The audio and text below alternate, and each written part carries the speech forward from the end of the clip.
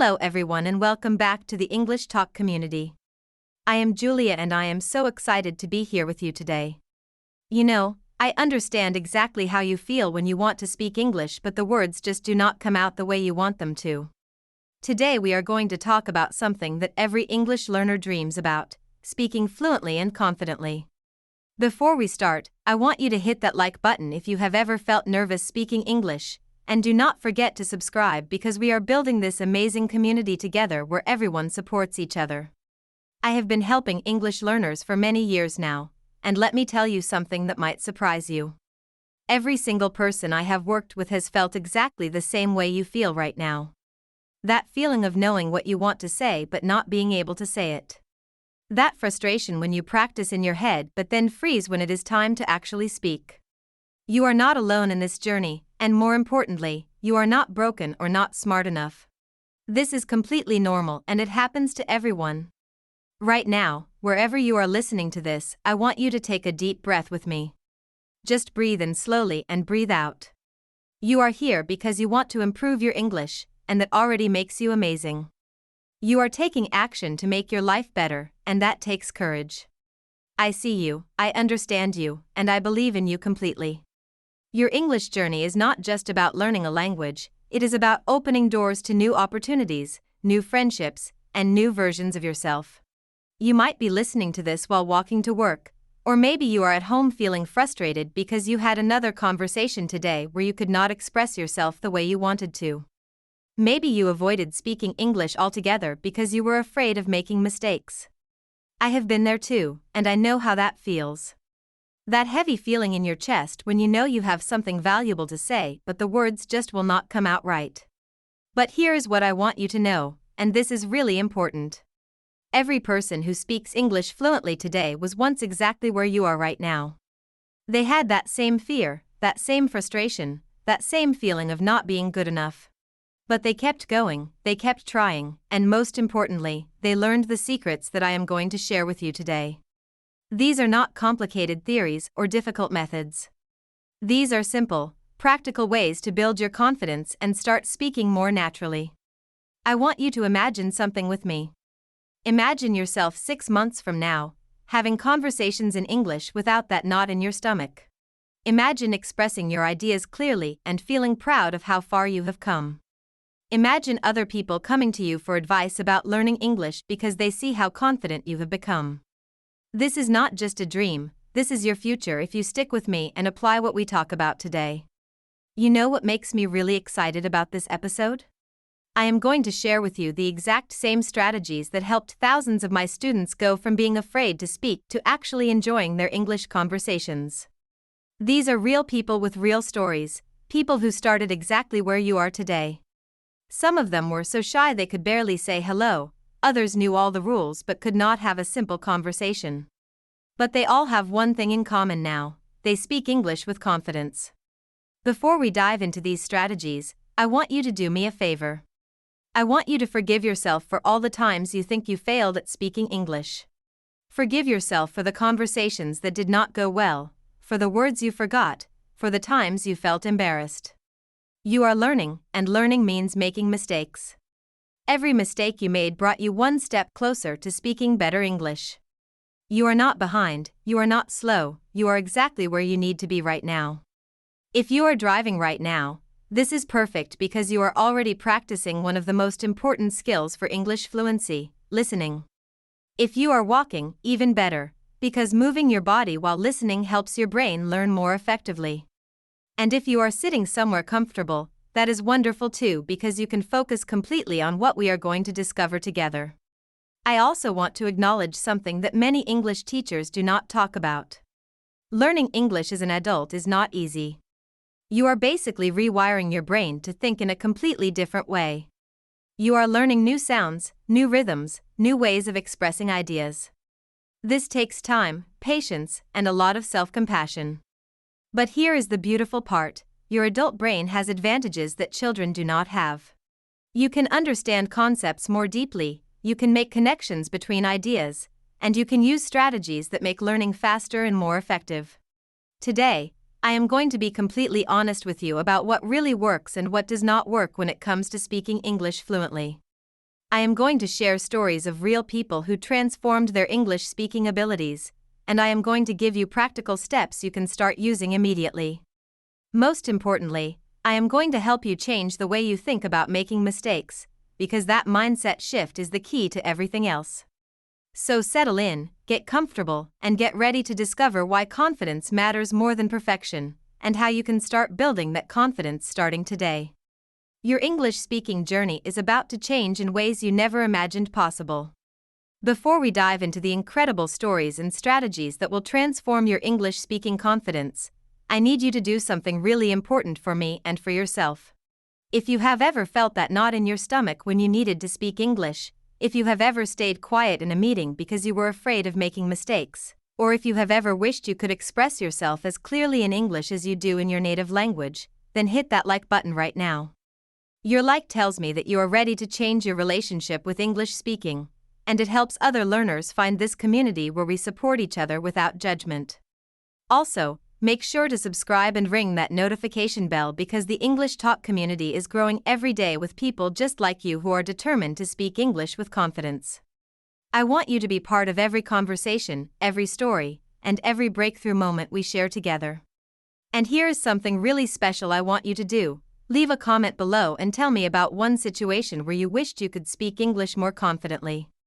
Maybe it was a job interview, a conversation with a neighbor, or a moment when you had a great idea but could not express it. Share your story because your experience will help other community members realize they are not alone in this journey, and I personally read every single comment and often create episodes based on the challenges you share with me. Let me tell you something that might surprise you. The biggest secret to speaking English fluently is not perfect grammar or knowing every single word in the dictionary. It is something much simpler, and I am going to share it with you today. I remember when I started helping people with English, I met so many students who knew grammar rules perfectly but could not have a simple conversation. Does this sound familiar to you?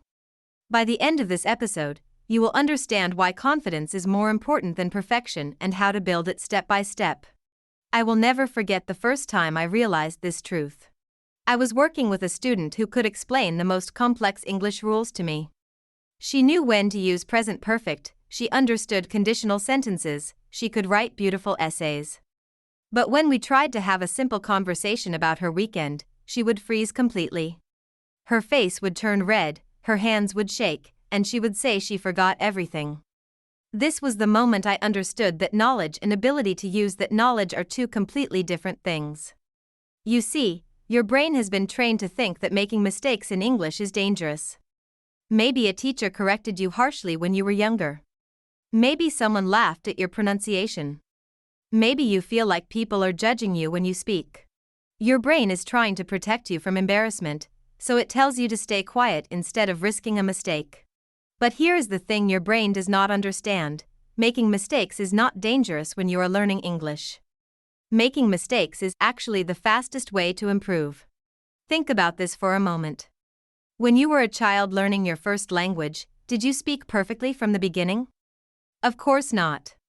You made mistakes every day, and nobody expected you to be perfect. Your family celebrated when you said your first words, even if they were not pronounced correctly. They understood what you meant, and they were excited to communicate with you. But somehow, as adults, we expect ourselves to speak English perfectly from day one. This expectation is not only unrealistic, it is also harmful to your progress. I want you to imagine something with me right now. Imagine you are at a party where everyone is speaking English. In one corner, there is someone who speaks very quietly, uses only simple words they are absolutely sure about, and barely participates in conversations because they are afraid of making mistakes. In another corner, there is someone who speaks with enthusiasm, makes some mistakes, but communicates their ideas clearly and connects with everyone around them. Which person do you think people enjoy talking to more? Which person do you think is actually learning more English? The answer is obvious, but your fear might be telling you something different. Your fear might be saying that people will judge the second person for their mistakes. But let me share something I have learned from years of watching English conversations. People do not remember your mistakes, they remember how you made them feel. If you are genuine, enthusiastic, and trying to connect with them, they will enjoy talking to you regardless of small errors in your English. I once had a conversation with a native English speaker about this exact topic.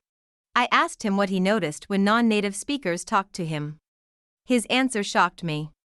He said he rarely noticed small mistakes because he was focused on understanding the person's ideas and connecting with them.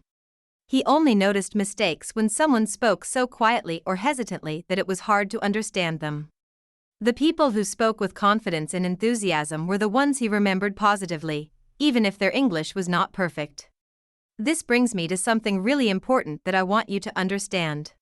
Fluency is not about speaking without mistakes.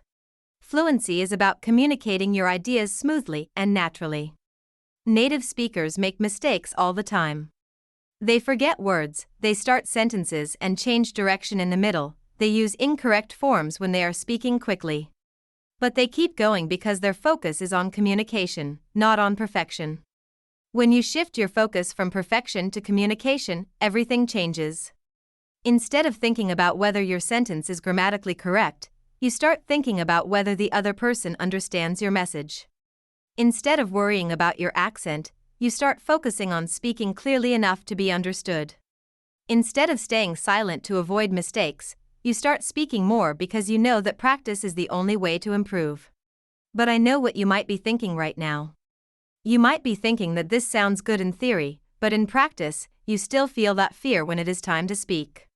You still hear that voice in your head telling you that you are not ready, that you need to study more before you can speak confidently. I understand this completely because I have felt this way too, and I have helped hundreds of students work through these exact same feelings. The truth is, you will never feel completely ready. There will always be words you do not know, situations you have not practiced, accents you find difficult to understand. But waiting until you feel ready means waiting forever. The students who make the fastest progress are not the ones who study the most, they are the ones who speak the most. They are the ones who accept that discomfort is part of learning and push through it anyway. Let me share something personal with you. Even now, when I speak English every day and help others learn it, I sometimes have moments where I cannot find the right word or I say something that sounds awkward. Do you know what I do in those moments? I laugh, I explain what I meant in different words, and I keep going. The conversation does not stop, the world does not end, and usually the other person does not even notice or care. This is the mindset shift that changes everything. When you stop seeing mistakes as failures and start seeing them as natural parts of communication, you give yourself permission to practice. When you give yourself permission to practice, you start speaking more. When you start speaking more, you build confidence. And when you have confidence, fluency follows naturally. Right now, I want you to make a decision with me. Decide that from this moment on, you are going to prioritize communication over perfection. Decide that you are going to be patient with yourself as you learn. Decide that you are going to celebrate small victories and learn from every conversation, whether it goes perfectly or not. Let me tell you about Maria from Barcelona.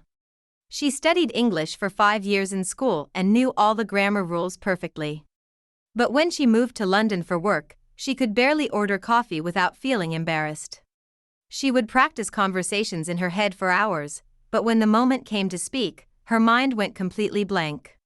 Maria thought she was not smart enough or that English was too difficult for her. But the real problem was not her knowledge, it was her fear of making mistakes. This fear was stopping her from practicing the most important skill, actually speaking. Maria's story breaks my heart because it reminds me of so many students I have worked with over the years. She was intelligent, motivated, and had spent countless hours studying English. She could read English newspapers, understand movies without subtitles, and write professional emails that impressed her colleagues. But when it came time to have a face-to-face conversation, she felt like all her knowledge disappeared completely. The first day at her new job in London, Maria arrived 30 minutes early because she was so nervous about communicating with her teammates. She had prepared answers to common questions like where she was from and what her previous job experience was.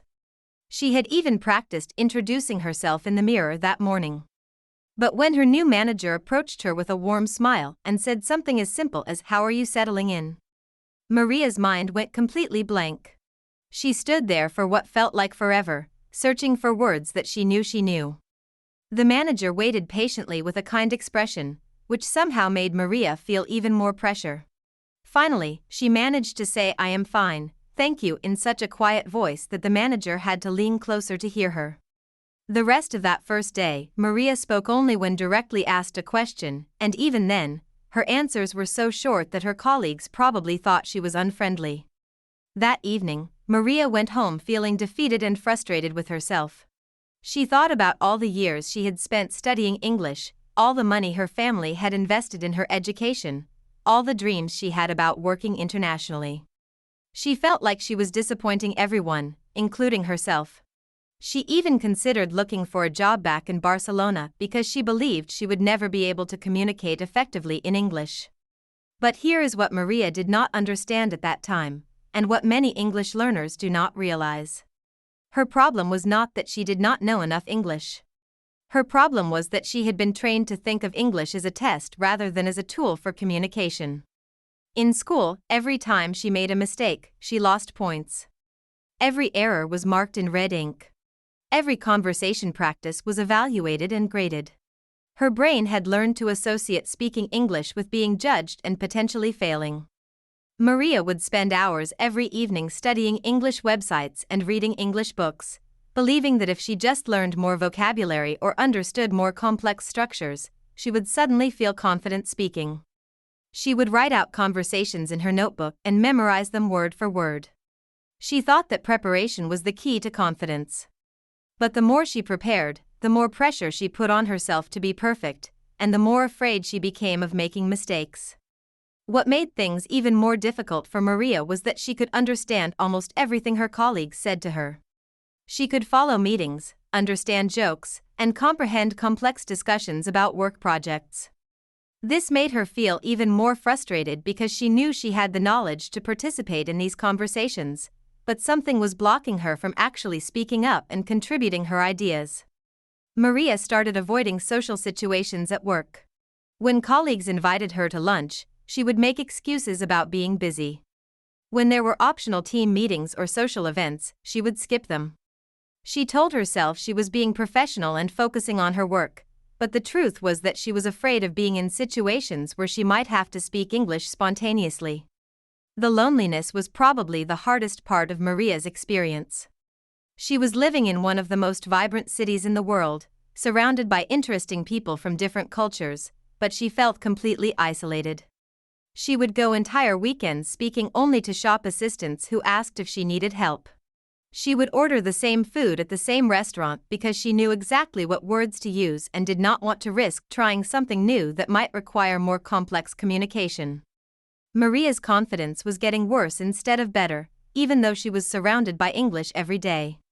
This is something many people do not expect when they move to an English-speaking country. They think that being immersed in the language will automatically make them fluent, but if you are too afraid to actually participate in conversations, immersion does not help much. You can listen to English all day long, but if you are not practicing speaking, your speaking skills will not improve. 3 months into her job, something happened that changed everything for Maria. There was a project at work that she knew a lot about because she had done similar work in Barcelona.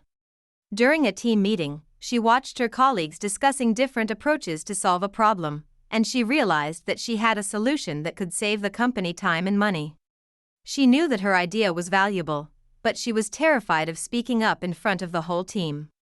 Maria sat there for the entire meeting, knowing she could help but staying silent because she was afraid her English would not be good enough to explain her idea clearly. After the meeting, she felt worse than she had ever felt before. She realized that her fear of making mistakes was not just affecting her personally anymore, it was affecting her ability to do her job well and contribute to her team. That night, Maria made a decision that would change her entire English journey.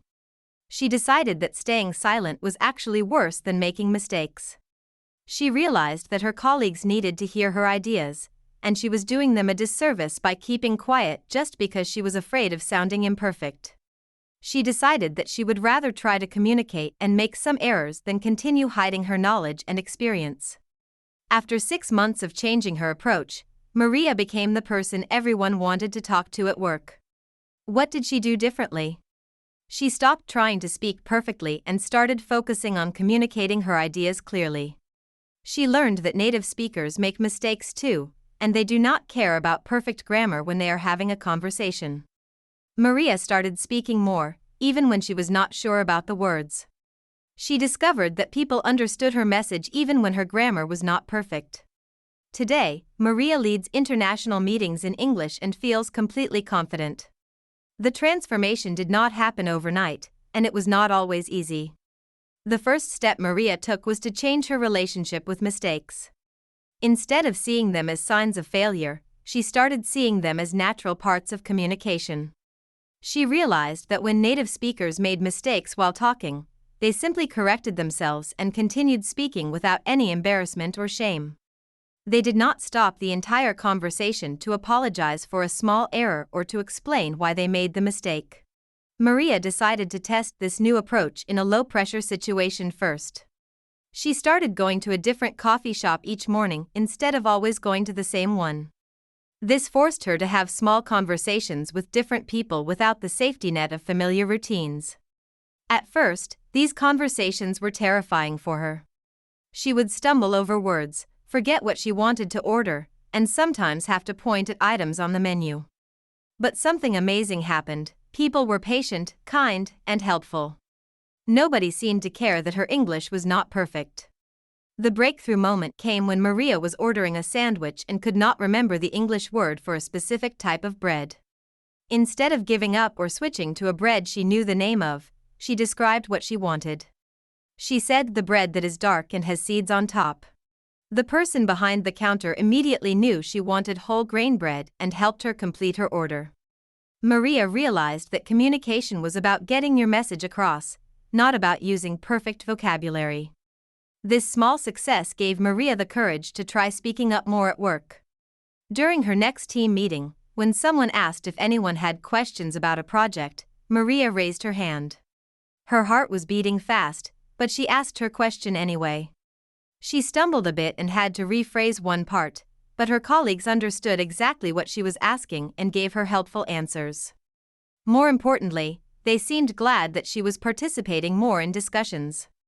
Maria started applying this approach to every aspect of her work life.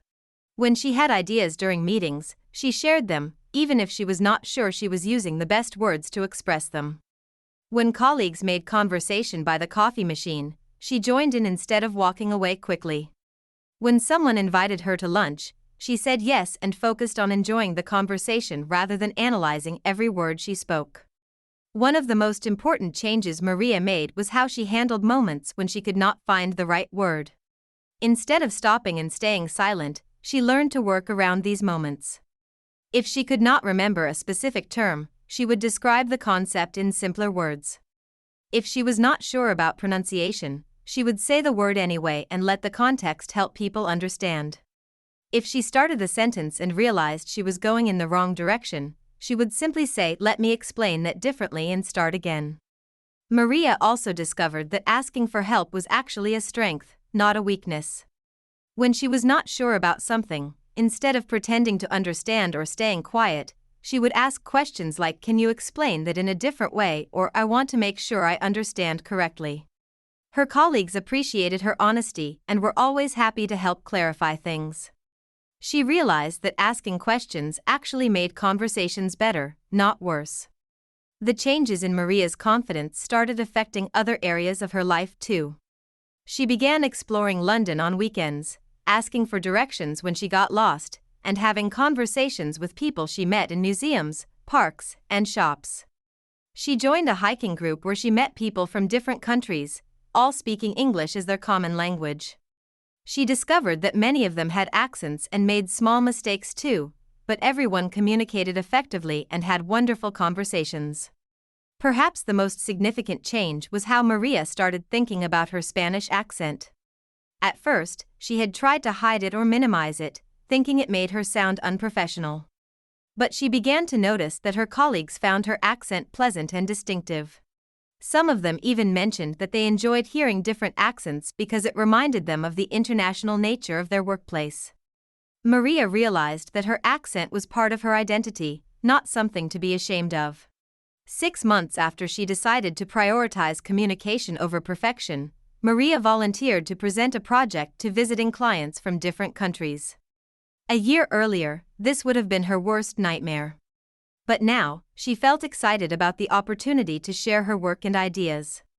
During the presentation, she spoke clearly and confidently, answered questions thoughtfully, and even made small jokes that got laughs from the audience. The most beautiful part of Maria's transformation was not just that her English improved, but that she became more authentically herself in English. She was no longer trying to be a perfect English speaker, she was simply being Maria who happened to be communicating in English. Her personality, humor, intelligence, and warmth came through clearly, regardless of small imperfections in her language use. Maria's colleagues began coming to her for advice on projects, inviting her to lead important meetings, and asking for her opinions on difficult decisions. They valued her insights and expertise, and her language skills were never a barrier to these professional relationships. She had become exactly what she dreamed of when she moved to London, a confident international professional who could contribute meaningfully to her team and build strong working relationships across cultures. The first secret to speaking fluently is understanding that communication is more important than perfection. When you speak with someone, your goal is to share your thoughts and ideas, not to pass a grammar test. Think about it this way: when someone speaks your native language with some mistakes, do you focus on their errors or do you try to understand what they want to say? You focus on understanding them, right? The same thing happens when you speak English. People want to understand you, not judge your grammar. This mindset change is the foundation of confident speaking. Let me give you a real example of how this works in practice. Imagine you are talking to someone from another country who is learning your language. They come up to you and say something like, "Excuse me, where is the place for buying medicine?" Instead of thinking about how they should have said pharmacy or drugstore, your brain immediately understands that they need to find a place to buy medicine. You do not judge them for not using the perfect word. You want to help them, so you give them directions to the nearest pharmacy. This is exactly what happens when you speak English with native speakers or other English learners. Their brains are focused on understanding your message, not on analyzing whether you used the correct form or the most sophisticated vocabulary. They want to connect with you, help you, or share ideas with you. The small errors you make do not interfere with this communication process unless you let your fear of those errors stop you from speaking altogether. I want you to think about your own conversations in your native language for a moment. Do you speak perfectly all the time? Do you never search for words, never change direction in the middle of a sentence, never use simple words when you cannot remember more complex ones? Of course not. Native speakers are constantly making small adjustments as they speak. They start sentences one way and finish them differently. They use hand gestures when they cannot find the exact word they want. They pause to think, they repeat themselves for emphasis, and they sometimes say things that are not grammatically perfect. The difference between native speakers and English learners is not that native speakers never make mistakes. The difference is that native speakers do not worry about these natural parts of communication. They keep their focus on sharing their ideas and connecting with the person they are talking to. When they cannot find a word, they describe what they mean in different words. When they realize they started a sentence wrong, they just start over without apologizing or feeling embarrassed. This brings me to something really important that many English learners do not realize. Fluency is not about speaking without any hesitation or mistakes. Fluency is about being able to communicate smoothly and naturally, even when you need to make adjustments along the way. A fluent speaker is someone who can express their ideas clearly and keep a conversation flowing, even if their language is not perfect. I have had conversations with people who spoke English as their second or third, or even fourth language, and these conversations were engaging, interesting, and easy to follow.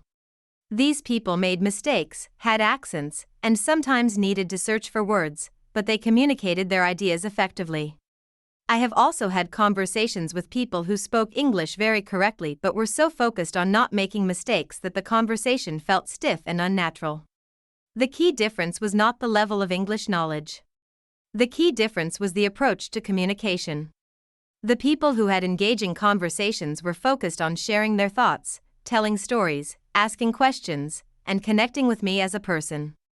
The people who had stiff conversations were focused on avoiding errors and speaking correctly. When you shift your focus from correctness to communication, several amazing things happen. First, you become more relaxed when you speak because you are not constantly monitoring yourself for mistakes. When you are more relaxed, words come to you more easily and naturally. Second, you become more creative with your language use. Instead of staying silent when you do not know a perfect word, you find ways to express your idea using the words you do know. Third, and this might be the most important point, you become more interesting to talk to. People enjoy conversations with individuals who are engaged, enthusiastic, and focused on sharing ideas. When you are worried about making mistakes, part of your attention is always on yourself instead of on the person you are talking to and the ideas you are sharing. When you focus on communication, you can give your full attention to the conversation, which makes you a better conversationalist. Let me share something that might change how you think about English conversations forever. Most native English speakers have had many conversations with non-native speakers throughout their lives. They are used to different accents, different ways of expressing ideas, and small mistakes in language use. They have developed the ability to understand what people mean, even when the words are not perfect. This is actually a skill that native speakers have developed through practice. When you meet someone who is learning your native language, you automatically adjust your listening to help understand them better. You pay attention to context, you look for the main idea they are trying to express, and you fill in small gaps in their language use. Native English speakers do the same thing when they talk to English learners. They are not sitting there waiting for you to make mistakes so they can judge you. They are actively trying to understand and connect with you. This means you can trust that most people you speak English with want your communication to be successful. They want to understand you, and they will work with you to make that happen. When you realize this, it takes a huge amount of pressure off your shoulders. You are not performing for a critical audience. You are sharing ideas with people who want to understand and connect with you. The most successful English speakers I have worked with all learned this secret early in their journey. They stopped trying to impress people with perfect English and started trying to connect with people through clear communication. They discovered that when you focus on your message instead of your mistakes, people respond to your ideas, your personality, and your unique perspective on the world. I want to share Ahmed's story with you. Ahmed is from Dubai and he works in international business. For years, he avoided speaking English in important meetings because he was afraid people would notice his accent or small grammar mistakes. He would prepare everything in writing first and speak only when absolutely necessary. This was limiting his career growth and making him feel frustrated. Ahmed realized that his English was actually quite good, but his confidence was very low. He was his own worst critic and this was holding him back from reaching his potential. Ahmed had been working for a multinational company for over 5 years, and his written English was exceptional. His emails were clear, professional, and well-structured. His reports were detailed and insightful. His colleagues often complimented him on his analytical skills and his ability to solve complex problems. But when it came to meetings, presentations, or any situation where he had to speak English out loud, Ahmed would become a completely different person. He would sit in meetings with brilliant ideas in his mind, knowing exactly what needed to be said, but keeping quiet because he was worried about how his voice would sound to others. Ahmed had convinced himself that his accent was too strong, that people would have trouble understanding him, or that they would think he was not as intelligent as his written work suggested. These thoughts would go through his mind every time someone asked for input during a meeting. The frustrating part for Ahmed was that he could understand everything perfectly. He followed complex discussions about market strategies, financial projections, and technical specifications without any difficulty. He could participate in video calls with clients from different countries and understand various accents and speaking styles.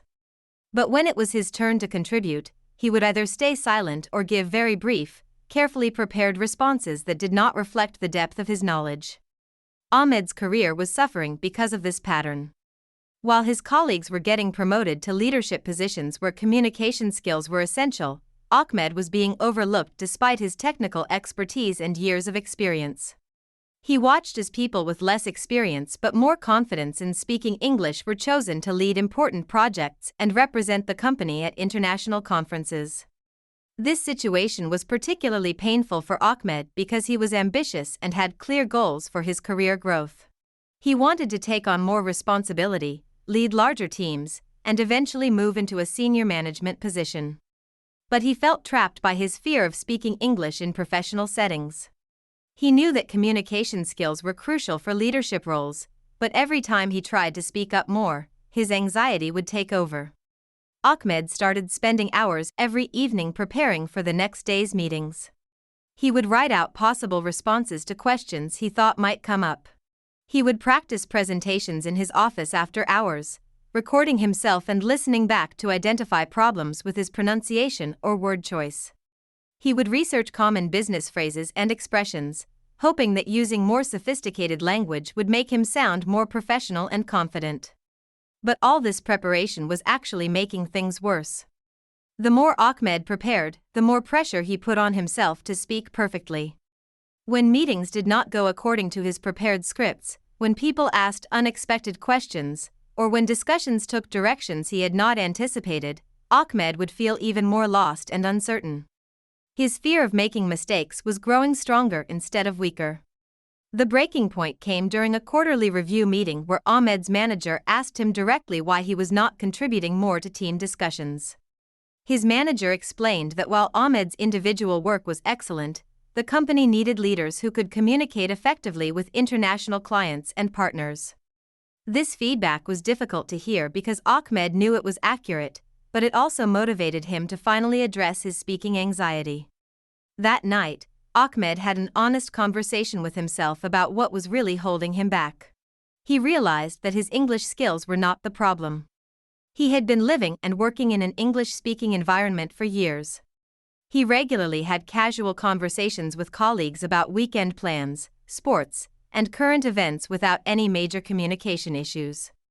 The problem was specifically with professional situations where he felt he was being evaluated or judged. Ahmed started paying attention to how other non-native English speakers behaved in meetings. He noticed that successful colleagues from various countries spoke with confidence despite having different accents and occasionally making small mistakes. They focused on sharing their expertise and insights rather than worrying about perfect pronunciation. They asked questions when they did not understand something, and they were not afraid to express disagreement or alternative viewpoints. He also began to recognize that many of his colleagues, including native English speakers, did not speak perfectly in meetings. They would sometimes search for words, rephrase their thoughts, or ask for clarification. These natural aspects of communication did not make them seem less intelligent or professional. In fact, their willingness to think out loud and adjust their communication in real time made them seem more authentic and engaging. Ahmed realized that he had been holding himself to an impossibly high standard that he did not apply to anyone else. He expected himself to speak English flawlessly while accepting that others could communicate effectively with imperfections. This double standard was not only unfair to himself, it was also preventing him from using his knowledge and experience to help his team succeed. The most important insight Ahmed had was understanding that his accent and his unique way of expressing ideas were actually assets, not liabilities. His international perspective, his analytical approach to problems, and his careful attention to detail were valuable contributions to his team. By staying silent, he was depriving his colleagues of insights that could improve their projects and decisions. Ahmed decided that he needed to start taking small risks in his professional communication. He could not wait until he felt completely confident because that day might never come. Instead, he would need to build confidence through practice and experience, accepting that some conversations would go better than others. Ahmed decided to change his approach completely. Instead of avoiding English conversations, he started looking for opportunities to practice. He joined online discussion groups where people from different countries practiced English together. He discovered that everyone had different accents and made different types of mistakes, but they all communicated effectively. Ahmed learned that his accent was not a problem, it was part of his identity. He started speaking more in meetings and noticed that people respected his ideas and contributions. His confidence grew every day because he was practicing regularly. The first step Ahmed took was joining an online business discussion group that met twice a week.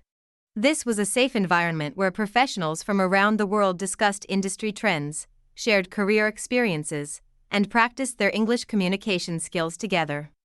Ahmed was nervous during his first session, but he quickly realized that everyone was in a similar situation.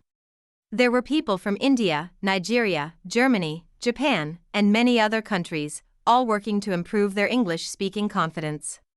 What amazed Ahmed most was how different everyone sounded, yet how easily they understood each other. The person from Japan had a completely different rhythm and intonation than the person from Nigeria. The German participants structured sentences in a way that reflected their native language patterns. But none of this prevented meaningful conversations from happening. People shared complex ideas about marketing strategies, discussed challenging workplace situations, and even made jokes that everyone appreciated.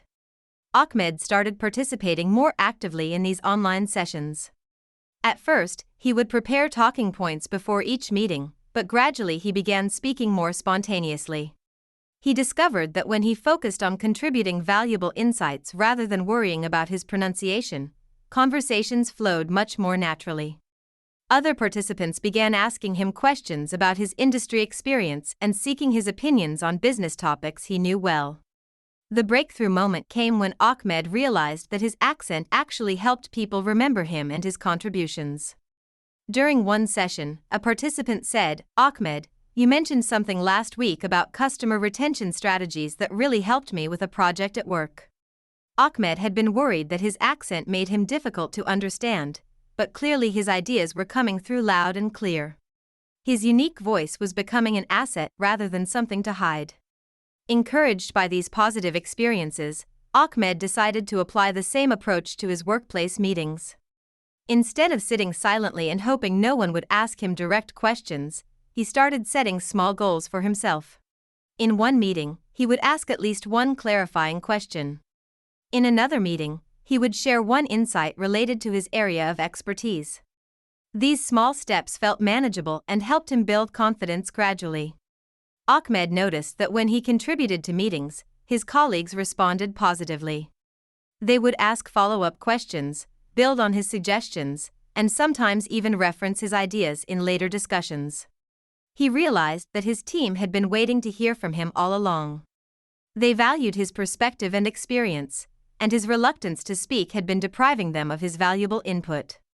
One of the most important changes Ahmed made was how he handled moments when he could not find the exact word he wanted to use. Previously, he would stop speaking entirely and lose his train of thought.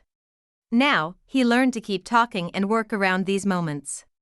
If he could not remember a technical term, he would describe the concept in simpler words.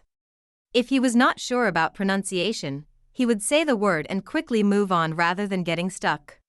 Ahmed also started volunteering for tasks that required more speaking.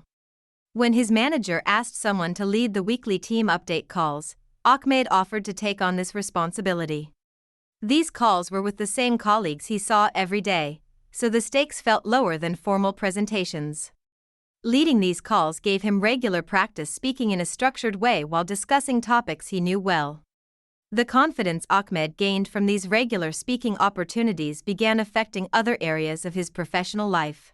He started participating more actively in client calls, offering to explain technical concepts to new team members, and volunteering to represent his department in cross-functional meetings. Each positive experience reinforced his growing belief that his ideas were valuable and that people wanted to hear from him. Ahmed's transformation was particularly evident during performance review season. Instead of dreading conversations with his manager, he looked forward to discussing his contributions and career goals. He was able to articulate his achievements clearly, express his ambitions confidently, and advocate for himself effectively. His manager was impressed by the change and began considering Ahmed for leadership opportunities that required strong communication skills. Perhaps the most significant change was how Ahmed started viewing his multicultural background as a professional strength. Instead of trying to minimize his accent or hide his international perspective, he began highlighting how his diverse experience added value to his team. He shared insights about working with clients from different cultural backgrounds, offered perspectives on global market trends, and helped his colleagues understand regional differences that affected their business strategies. Ahmed's journey taught him that confidence in English speaking is not about eliminating all traces of your linguistic background. It is about communicating your ideas effectively while embracing the unique perspective you bring to conversations. His accent, which he had once seen as a barrier, became part of his professional brand. Colleagues began to recognize his voice immediately in conference calls and valued the thoughtful, analytical approach he brought to discussions. The most rewarding aspect of Ahmed's transformation was realizing that his years of careful preparation and attention to detail had actually given him a solid foundation for confident communication. All those hours of writing clear, professional emails had taught him to organize his thoughts logically. His habit of thoroughly researching topics before meetings meant he always had valuable insights to share. His analytical skills helped him ask thoughtful questions that moved conversations forward. Ahmed learned that building speaking confidence is not about becoming a different person or completely changing how you communicate. It is about recognizing the strengths you already have and finding ways to express them more boldly and frequently.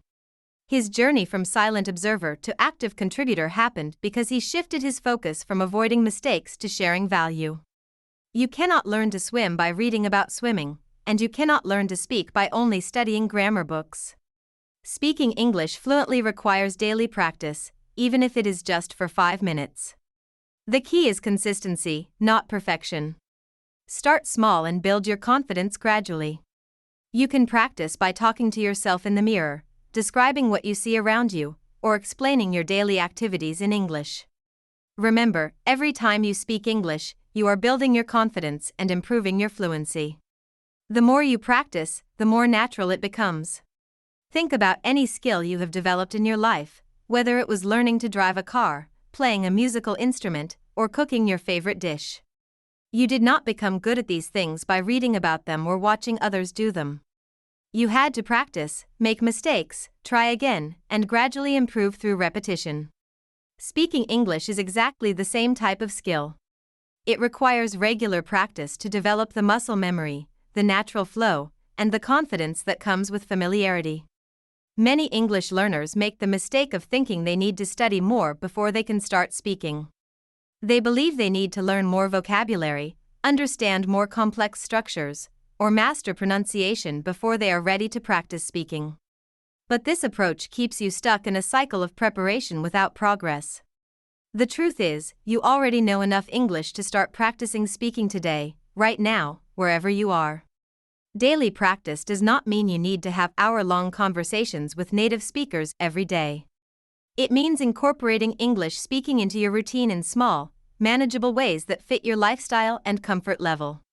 The goal is to make speaking English a normal part of your day, not a special event that happens only when you feel perfectly prepared. One of the simplest ways to start practicing daily is by narrating your activities as you do them. When you wake up in the morning, you can say out loud, "I am waking up, I am getting out of bed, I am walking to the bathroom." When you are making breakfast, describe what you are doing. "I am putting bread in the toaster, I am pouring coffee into my cup, I am checking if the milk is still fresh." This might feel strange at first, but it helps your brain get used to thinking and expressing thoughts in English. Another effective daily practice is describing your environment. Look around wherever you are right now and describe what you see. "I can see a blue wall, there are 3 books on the shelf, sunlight is coming through the window." This exercise helps you practice vocabulary and sentence structure while connecting English words to real objects and situations in your life.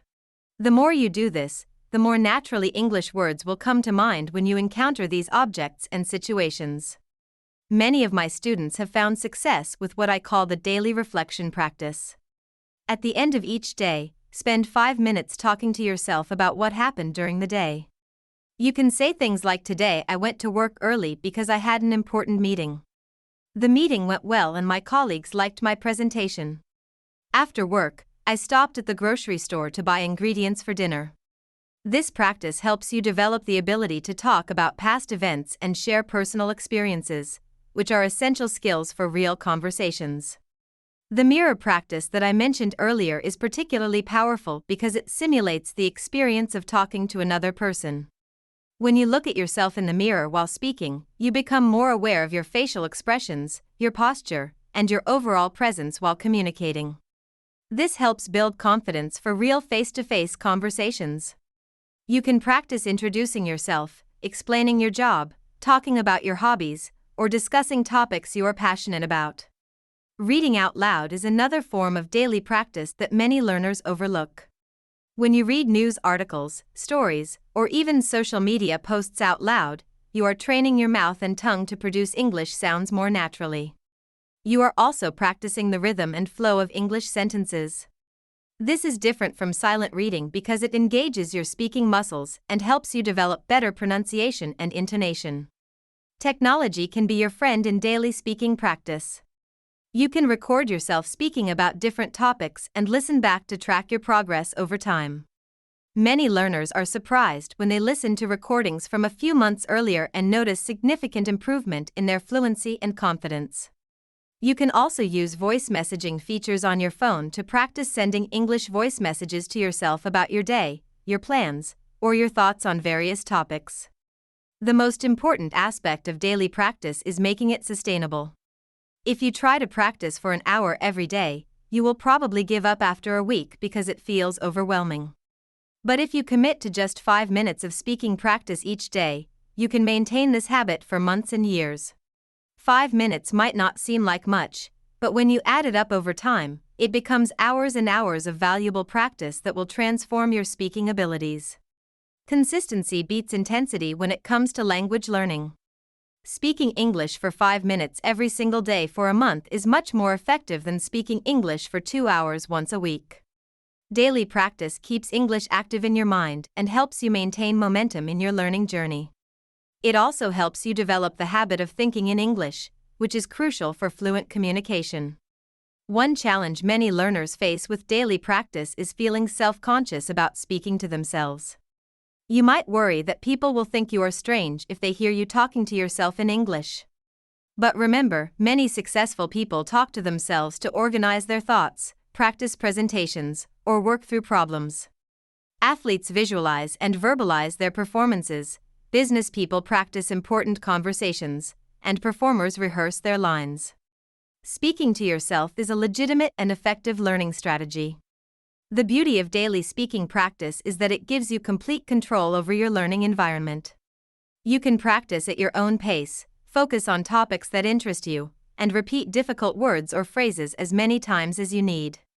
You are not worried about embarrassing yourself or holding up a conversation. You can experiment with different ways of expressing the same idea and find the approaches that feel most natural for you. Here are 3 simple techniques you can start using today. First, speak slower than you think you need to. Many learners try to speak too fast and end up making more mistakes. Speaking slowly gives you time to think and organize your thoughts. Second, use simple sentences instead of trying to sound sophisticated. Clear communication is always better than complicated sentences with mistakes.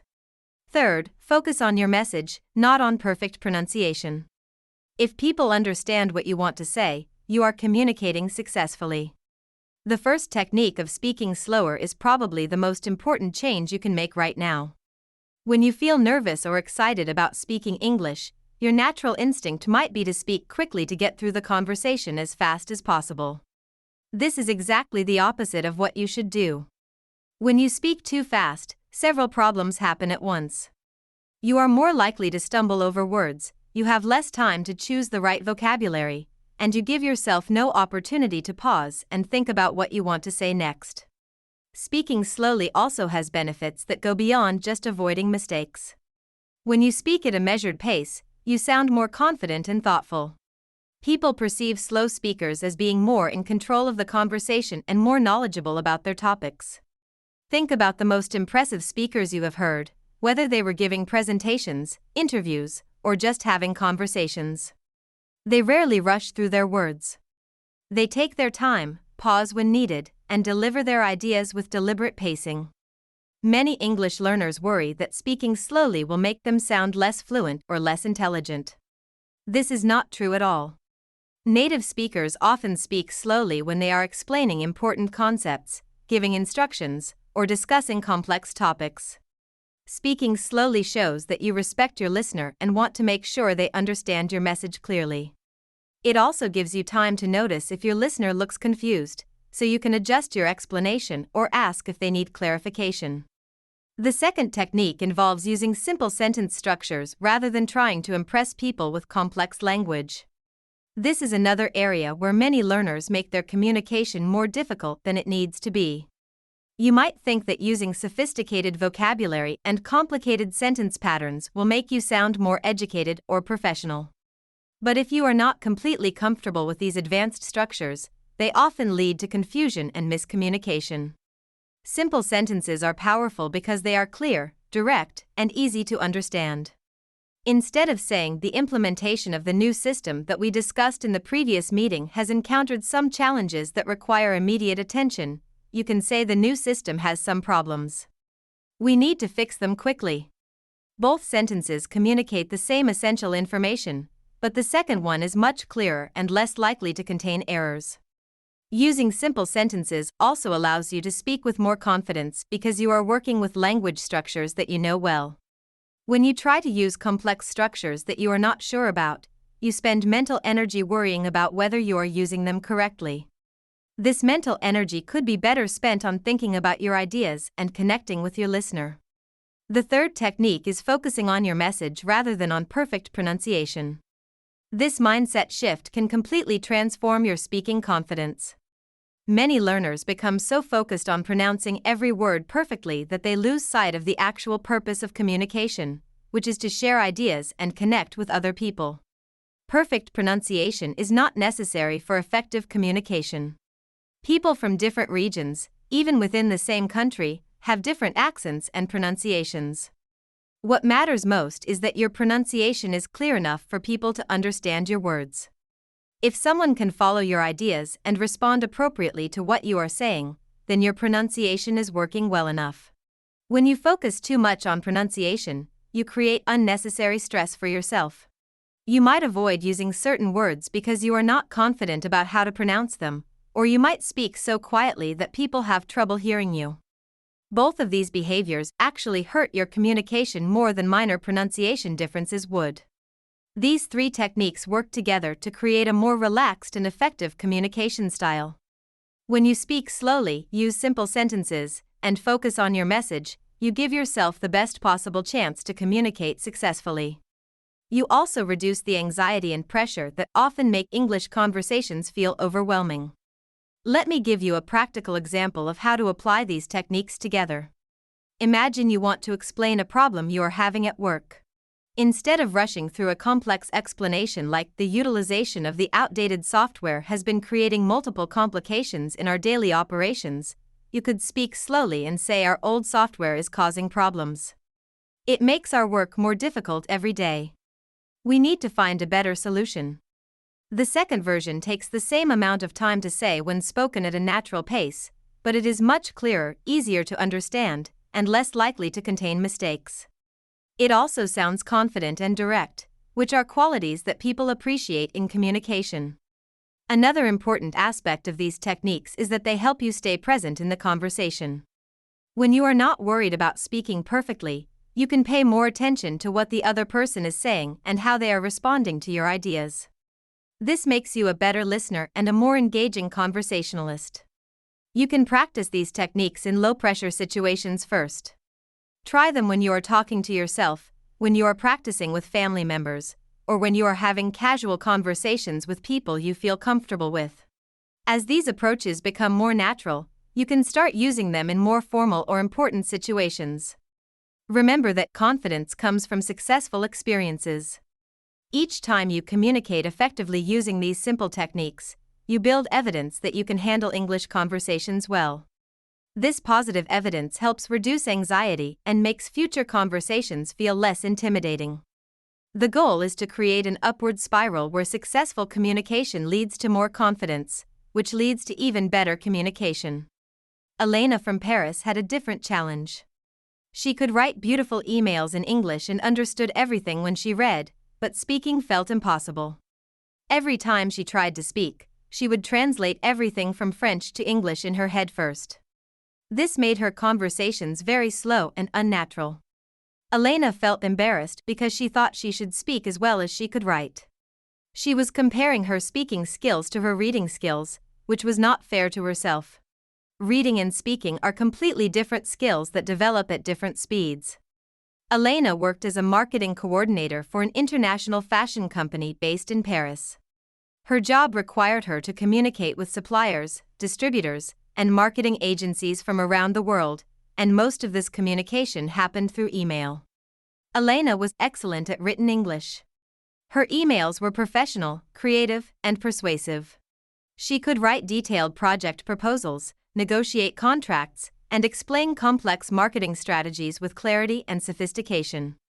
When clients complimented her writing skills and expressed interest in setting up phone calls or video meetings, Elena would feel a mixture of pride and panic.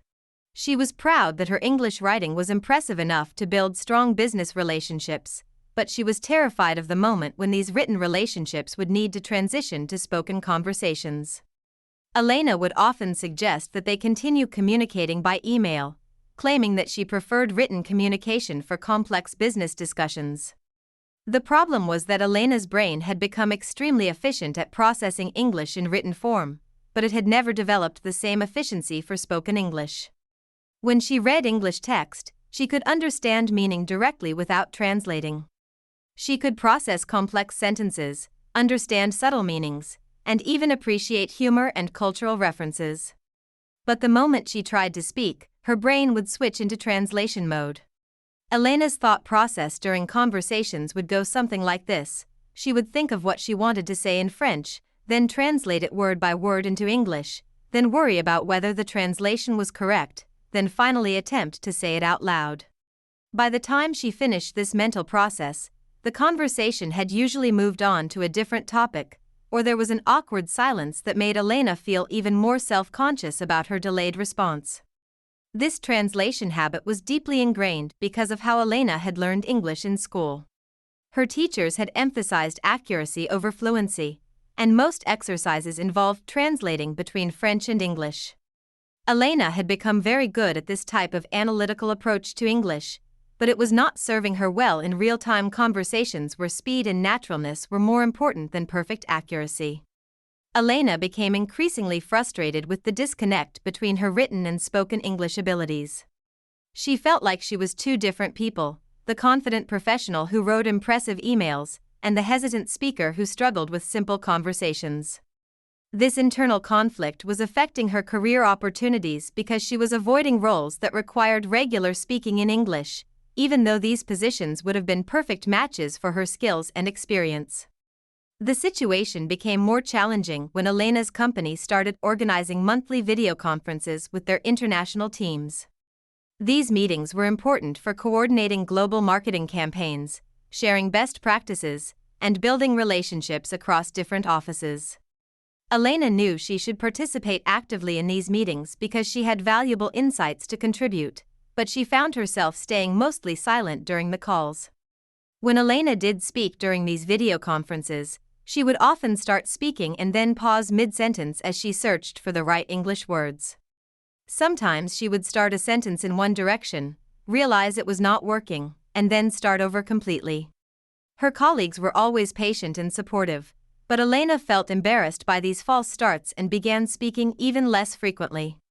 The most frustrating part for Elena was that she could understand everything perfectly during these meetings. She could follow complex discussions about marketing strategies, understand jokes and casual comments, and even pick up on subtle meanings and implications.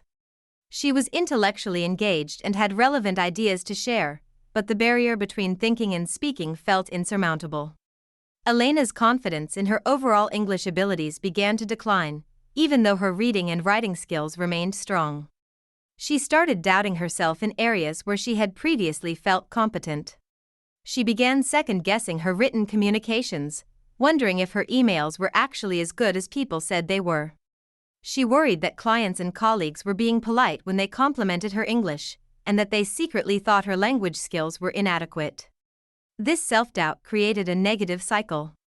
The more Elena worried about her spoken English, the more pressure she put on herself to speak perfectly, which made the translation process even slower and more cumbersome. She would rehearse simple conversations in her head before phone calls, trying to anticipate what might be discussed and preparing responses in advance.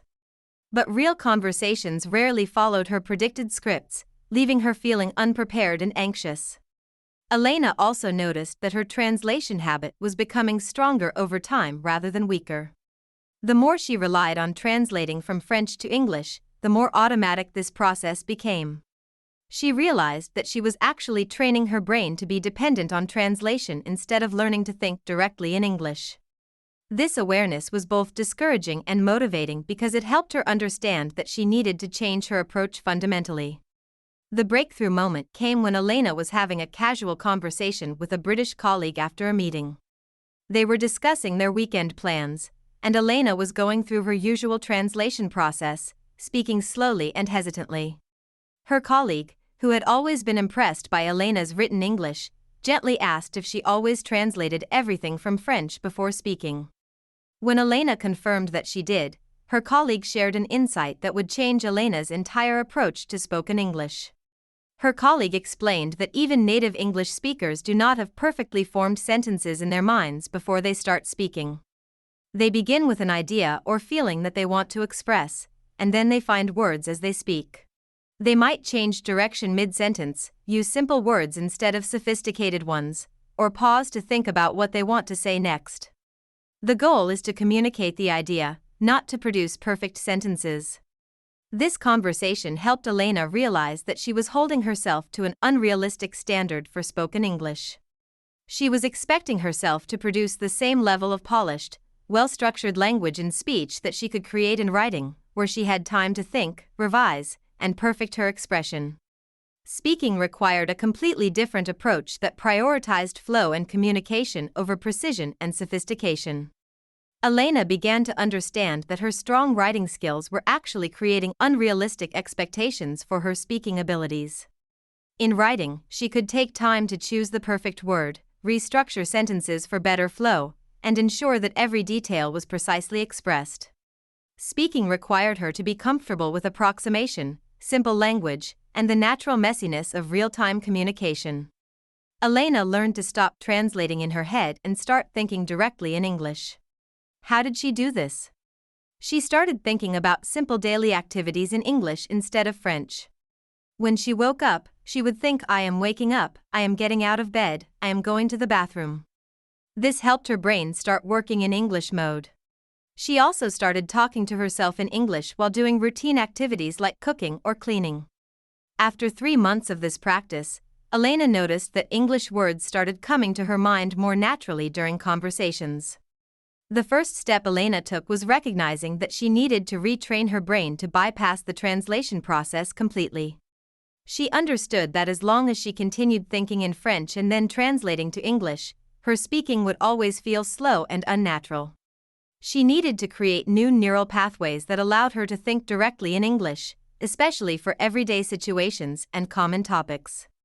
Elena decided to start with the most basic level of thinking in English, her internal monologue about daily activities. Instead of thinking in French about what she was doing throughout the day, she began narrating her actions to herself in English. When she opened her eyes in the morning, instead of thinking "Je me réveille," she would consciously think "I am waking up." When she walked to the kitchen, she would think "I am going to make coffee" instead of automatically thinking in French. At first, this felt completely artificial and required tremendous mental effort. Elena had to constantly remind herself to switch her internal language from French to English. Sometimes she would catch herself thinking in French and have to consciously restart her thoughts in English. It felt exhausting because she was fighting against decades of habit, but Elena knew this was necessary to break her dependence on translation. The breakthrough came when Elena realized she needed to make this practice more extensive and systematic. Instead of just trying to think in English occasionally, she decided to designate specific times of day when she would commit to thinking only in English. She started with her morning routine, from the moment she woke up until she left her apartment for work. During this morning English thinking time, Elena would describe everything she was doing. I am brushing my teeth, the toothpaste tastes minty, I need to rinse my mouth with water. When she was getting dressed, she would think I am putting on my blue dress, I am looking for my black shoes, I need to check the weather before I choose a jacket. This constant internal narration in English helped train her brain to access English words quickly and naturally. Elena expanded this practice to other routine activities throughout her day. While cooking dinner, she would think through the entire process in English. I am chopping onions, they are making my eyes water, I need to add them to the hot oil in the pan. While cleaning her apartment on weekends, she would think I am vacuuming the living room, I need to move the coffee table, the vacuum cleaner is quite loud. What made this practice particularly effective was that Elena was thinking about concrete, physical actions and objects that she could see and touch. This created strong connections between English words and real experiences, making the vocabulary more accessible and natural. She was not trying to think abstract thoughts or complex ideas in English, which would have been overwhelming. She was simply training her brain to use English for describing immediate, tangible experiences. After about 6 weeks of consistent practice, Elena noticed something remarkable happening. Sometimes she would catch herself thinking in English spontaneously, without having to consciously switch from French. When she was rushing to catch the metro and thinking, I am going to be late for my meeting, she realized afterward that this thought had occurred naturally in English, not as a translation from French. Elena decided to extend her English thinking practice to include her emotional responses and reactions to daily events. When something annoying happened, instead of thinking her frustration in French, she would consciously think this is really irritating or I am feeling frustrated. When she saw something beautiful, she would think that sunset is gorgeous or I love how that building looks in this light. This emotional component of thinking in English was particularly important because it helped Elena connect the language to her authentic feelings and reactions. Previously, English had felt like a formal, academic language that she used for work purposes. By thinking her genuine emotions in English, she began to develop a more personal relationship with the language. Elena also started applying this direct thinking approach to planning and decision-making. Instead of thinking about her weekend plans in French and then translating them when someone asked, she would think through her plans directly in English. I want to visit the art museum on Saturday morning, then have lunch with my sister, and maybe go to the cinema in the evening. The most significant change came when Elena began having imaginary conversations with herself in English. While walking to work or doing household chores, she would practice explaining her ideas, describing her experiences, or discussing topics she was interested in. These imaginary conversations were different from her previous practice sessions because she was not translating prepared sentences. She was generating spontaneous English thoughts and developing them into longer expressions. Elena practiced describing her work projects to imaginary colleagues, explaining her opinions about movies to imaginary friends, and even having pretend arguments about topics she felt strongly about. These imaginary conversations helped her develop fluency in expressing her personality, opinions, and expertise in English, not just factual information about daily activities.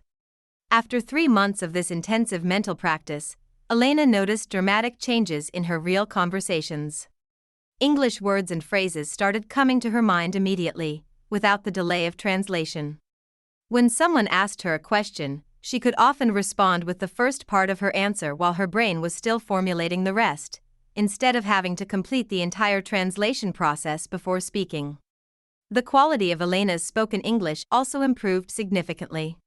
Because she was thinking directly in English, her speech patterns became more natural and fluent. She was no longer producing sentences that sounded like French sentences translated word for word into English. Instead, she was generating authentic English expressions that reflected natural English thought patterns. Elena's confidence grew tremendously as she experienced these improvements. She began volunteering to lead phone calls with international clients, participating more actively in video conferences, and even suggesting face-to-face meetings when visiting colleagues came to Paris. The barrier between her excellent written English skills and her speaking abilities was finally dissolving. The most rewarding aspect of Elena's transformation was discovering that she could be just as articulate, creative, and professional in spoken English as she was in written English. Her personality came through clearly in conversations, and she could express complex ideas with the same sophistication that characterized her written communication. One of the biggest obstacles to speaking confidently is the fear of what other people might think. You worry that people will judge your accent, your grammar mistakes, or your vocabulary. But here is the truth: most people are focused on understanding your message, not analyzing your English. Native speakers make mistakes too, and they do not speak perfectly all the time. When you focus on sharing your ideas instead of speaking perfectly, your conversations become more natural and enjoyable for everyone involved. This fear of judgment is so common among English learners that I would say it affects almost everyone at some point in their journey. You might worry that people will think you are not intelligent because you cannot find the right word quickly. You might be afraid that your accent makes you sound unprofessional or uneducated. You might think that making mistakes will embarrass you in front of colleagues, friends, or strangers. These fears feel very real and very justified when you are experiencing them, but they are based on misunderstandings about how communication actually works. The first misunderstanding is believing that people are paying close attention to the technical aspects of your English while you are speaking.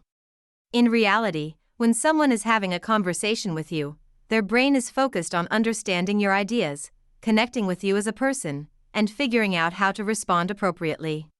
They are not sitting there with a mental checklist, counting your mistakes or analyzing your accent. Their goal is successful communication, just like yours. Think about your own experience when you listen to someone speaking your native language with an accent or making small mistakes.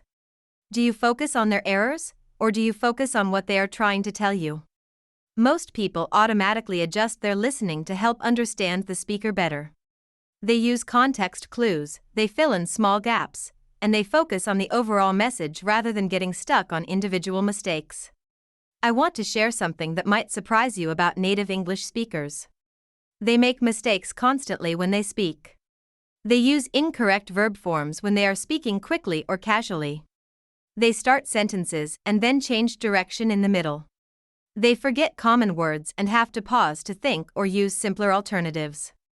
They mispronounce words, especially names of places or people they are not familiar with. But none of this stops them from communicating effectively or feeling confident about their communication skills. The difference between native speakers and English learners is not that native speakers never make mistakes. The difference is that native speakers do not worry about these natural parts of communication. They keep their focus on sharing their thoughts and connecting with their listeners. When they make a mistake, they might correct themselves quickly and move on, or they might not even notice the mistake at all. This brings me to an important point about accents. Many English learners worry that their accent makes them difficult to understand or sounds unprofessional. But accents are a normal part of language use around the world.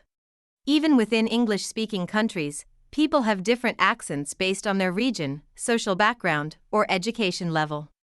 There is no single correct English accent, and people are used to hearing and understanding various accents in their daily lives. In international business and academic settings, people regularly communicate with individuals from dozens of different countries, all speaking English with their own unique accents and language patterns. What matters in these environments is not having a perfect accent, but being able to communicate ideas clearly and contribute meaningfully to discussions. Your accent can actually be an asset because it reflects your international experience and multicultural background. The fear of judgment often becomes stronger in formal or professional situations where you feel like the stakes are higher. You might worry that making mistakes during a job interview, business presentation, or academic conference will damage your reputation or cost you opportunities. While it is natural to want to communicate well in important situations, the fear of judgment can actually hurt your performance more than small language mistakes would. When you are focused on avoiding mistakes, part of your mental energy is dedicated to monitoring and controlling your language instead of focusing on your ideas and your audience. This divided attention can make you seem less confident and less engaging, even if your English is technically correct. People respond positively to speakers who are enthusiastic, authentic, and focused on sharing valuable information, even when those speakers make small language errors. I have observed many situations where non-native English speakers were chosen for jobs, invited to speak at conferences, or selected to lead important projects specifically because of their expertise and communication skills, despite having noticeable accents or making occasional mistakes. The decision-makers in these situations were focused on the value these individuals could bring, not on the technical perfection of their English. One effective way to reduce your fear of judgment is to remember that most people have been in similar situations themselves. If you are speaking to someone who learned English as a second language, they understand exactly what you are experiencing and will be supportive and patient. If you are speaking to a native English speaker, they have probably had experiences trying to communicate in other languages and can appreciate the effort you are making. Another helpful perspective is realizing that confident communication is more about your attitude and approach than about perfect language use. When you speak with genuine interest in connecting with your listener, enthusiasm for your topic, and willingness to work through any communication challenges that arise, people respond positively regardless of your accent or small mistakes. The most liberating realization you can have is that perfect English is not necessary for successful communication. What is necessary is clarity, authenticity, and genuine engagement with your audience. When you shift your focus from avoiding judgment to creating connection, your conversations become more natural, more enjoyable, and ultimately more effective. You can start building confidence by seeking out low-pressure practice opportunities where the fear of judgment is minimal. Practice with family members, join conversation groups for language learners, or engage in casual conversations with people who share your interests. Each positive interaction builds evidence that people are generally supportive and focused on communication rather than criticism. Remember that everyone who speaks English fluently today was once a beginner who made mistakes and felt nervous about speaking. The people who became confident speakers were not necessarily the ones who made the fewest mistakes, but the ones who kept speaking despite their fears and gradually built confidence through experience. Start incorporating English into your daily routine in small ways. Change your phone settings to English, think in English while walking, or describe what you are doing throughout the day. When you watch movies or videos, try repeating some phrases out loud. Join online communities where you can practice writing and speaking with other learners. Remember, everyone in these communities is learning too, so there is no pressure to be perfect. The goal is to practice and support each other. Set small, achievable goals like having one short conversation in English each week. The beauty of these daily strategies is that they require no additional time in your schedule, no expensive materials, and no formal study sessions. You are simply transforming activities you already do into English learning opportunities. This approach makes English practice feel natural and sustainable rather than like an extra burden on your busy life. Changing your phone settings to English is one of the simplest yet most effective strategies you can implement immediately. Your phone is probably one of the objects you interact with most frequently throughout the day, so this change surrounds you with English vocabulary consistently. When you see words like settings, messages, camera, and contacts dozens of times per day, they become automatic parts of your English vocabulary. You also learn practical technology vocabulary that you can use in conversations about phones, apps, and digital tools. This phone strategy works so well because it combines repetition with context. You are not memorizing isolated vocabulary words from a list. You are learning words in their natural context, which makes them easier to remember and use correctly. When someone asks you about your phone or mentions an app, you will already be familiar with the English terms because you have been seeing and using them regularly. Thinking in English while walking is another powerful daily practice that costs nothing and fits into time you are already spending. Whether you are walking to work, taking a lunch break, or going for evening exercise, you can use this time to practice internal English dialogue. Start by describing your surroundings. I can see tall buildings, there are many cars on the street, the weather is quite warm today. As you become more comfortable with this practice, you can expand to thinking about your plans for the day, reflecting on conversations you had earlier, or even having imaginary discussions about topics you are interested in. The key is to keep this internal practice relaxed and enjoyable rather than treating it like a test of your English abilities. The strategy of describing what you are doing throughout the day transforms routine activities into English practice opportunities. While brushing your teeth, you can think, I am brushing my teeth, the toothpaste is minty, I need to remember to floss. While making coffee, you can narrate, I am filling the coffee maker with water, I am measuring the coffee grounds, I can smell the coffee brewing. This descriptive practice is particularly valuable because it focuses on present tense, action-based language that forms the foundation of most conversations. You are building fluency with the types of sentences you use constantly in everyday communication. Additionally, this practice helps you develop the ability to think in English about immediate, concrete experiences, which is essential for natural conversation flow. Repeating phrases from movies and videos is a strategy that combines entertainment with learning.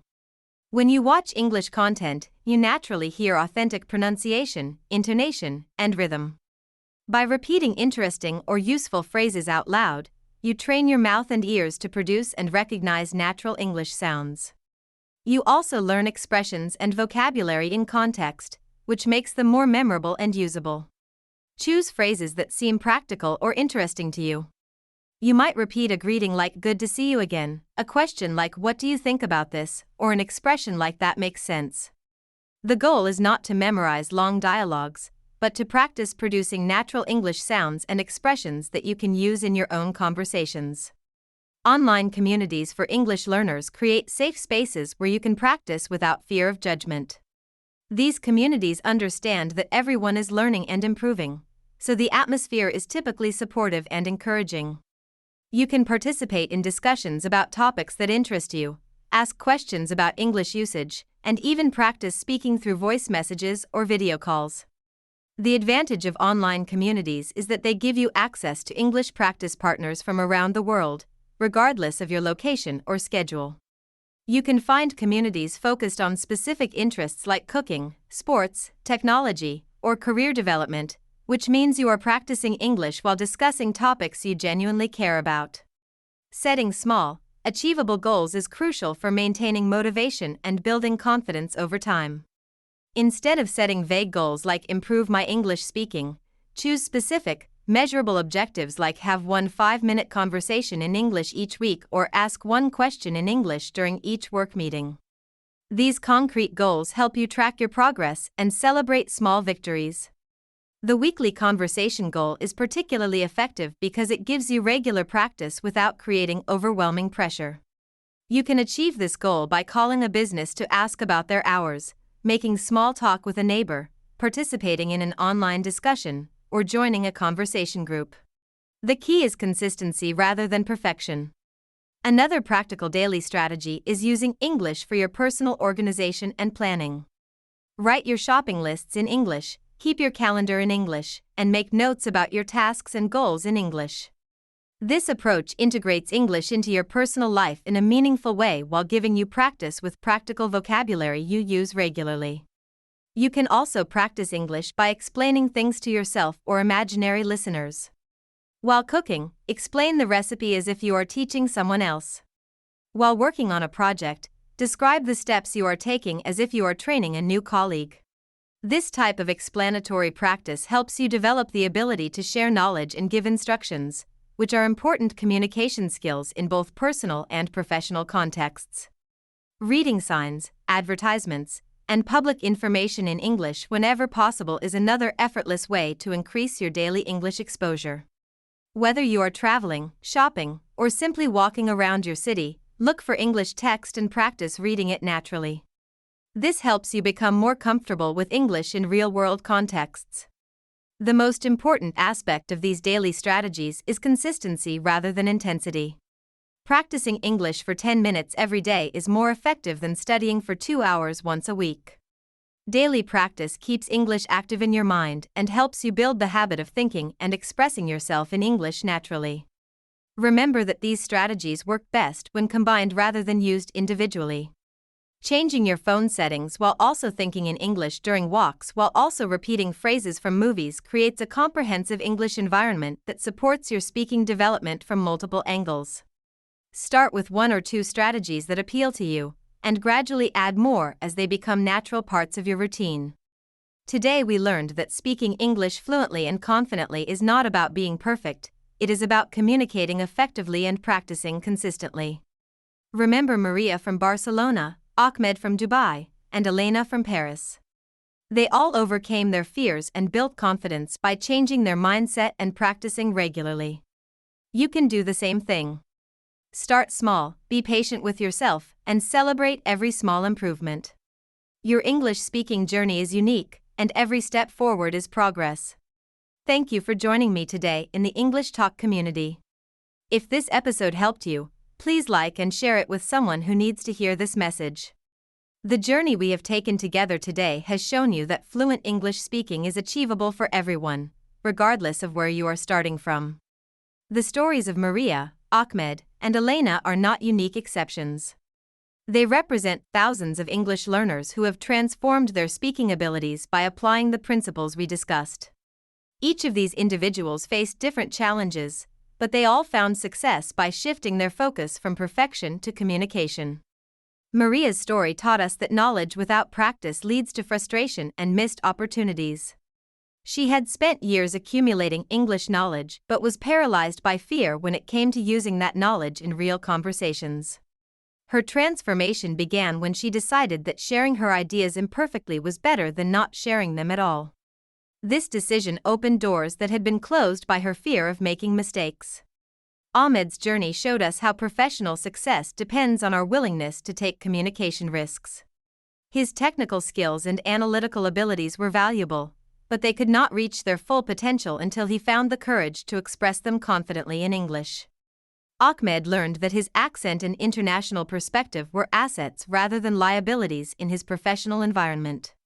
Elena's experience demonstrated that different language skills develop at different rates and require different approaches.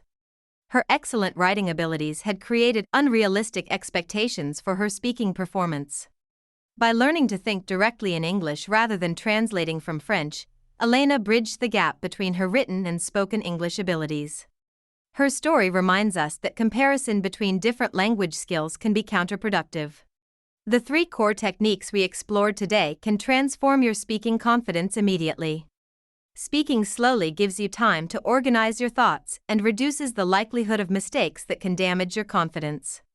Using simple sentence structures ensures clear communication while allowing you to focus on your message rather than complex language patterns. Focusing on communication rather than perfect pronunciation helps you connect with your listeners and reduces the anxiety that often interferes with natural speech flow. The daily practice strategies we discussed require no additional time investment or expensive materials. They simply transform activities you already do into English learning opportunities. Changing your phone settings to English surrounds you with vocabulary in context. Thinking in English while walking trains your brain to generate English thoughts spontaneously. Describing your daily activities helps you develop fluency with the present tense, action-based language that forms the foundation of most conversations. The power of online communities cannot be overstated for English learners who want to build speaking confidence. These communities provide safe spaces where you can practice without fear of judgment, connect with other learners who understand your challenges, and engage in conversations about topics that genuinely interest you. The support and encouragement you receive from other learners can be just as valuable as the language practice itself. Your relationship with mistakes determines your progress more than your current English level does. When you view mistakes as natural parts of communication rather than signs of failure, you give yourself permission to practice and improve. Native speakers make mistakes constantly, but they do not let these mistakes interfere with their communication goals. Adopting this same approach to mistakes will accelerate your progress and reduce the anxiety that prevents many learners from speaking confidently. The fear of judgment that holds back so many English learners is based on misconceptions about how communication works. Most people are focused on understanding your message and connecting with you as a person. They are not analyzing your language use or keeping track of your mistakes. When you realize that successful communication is about sharing ideas and building relationships, the pressure to speak perfectly diminishes significantly. Small, achievable goals create momentum that builds over time into significant improvements. Instead of trying to transform your English speaking abilities overnight, commit to small daily practices that fit naturally into your routine. Having one short conversation in English each week, describing your activities to yourself in English for 5 minutes each day, or participating in one online discussion each month are examples of realistic goals that lead to substantial progress. Consistency in practice matters more than intensity or perfection. Daily exposure to English through simple activities like changing your phone settings, thinking in English during routine tasks, or repeating phrases from movies creates a foundation for natural language development. These small daily actions compound over time into significant improvements in your speaking confidence and ability. Remember that your English speaking journey is unique to you. Your background, learning style, goals, and challenges are different from other learners. Comparing your progress to others can be discouraging and counterproductive. Instead, focus on your own improvement over time and celebrate the progress you are making, no matter how small it might seem. The confidence to speak English fluently already exists within you. It is not something you need to acquire from outside sources or achieve through perfect performance. Confidence grows through experience, practice, and the gradual realization that effective communication does not require perfection. Every conversation you have in English, whether it goes perfectly or not, contributes to building this confidence. Your English speaking abilities will continue to improve as long as you keep practicing and maintain a positive relationship with the learning process. Be patient with yourself during difficult days when English feels challenging. Celebrate your successes, learn from conversations that do not go as planned, and remember that every English speaker in the world has experienced the same challenges you are facing now. The English Talk community is here to support you throughout this journey. Together, we are building a space where English learners can find encouragement, practical advice, and the motivation to keep improving. Your success in developing confident English speaking skills is not just a personal achievement, it is an inspiration for other learners who are following similar paths.